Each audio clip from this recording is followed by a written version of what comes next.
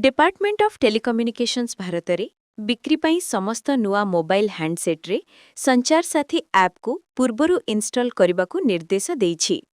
सोमवार दिन एही निर्देश समस्त ओरिजिनल इक्विपमेंट मैन्युफैक्चरर एवं इंपोर्टर माननकू जारी करा जाइथिला।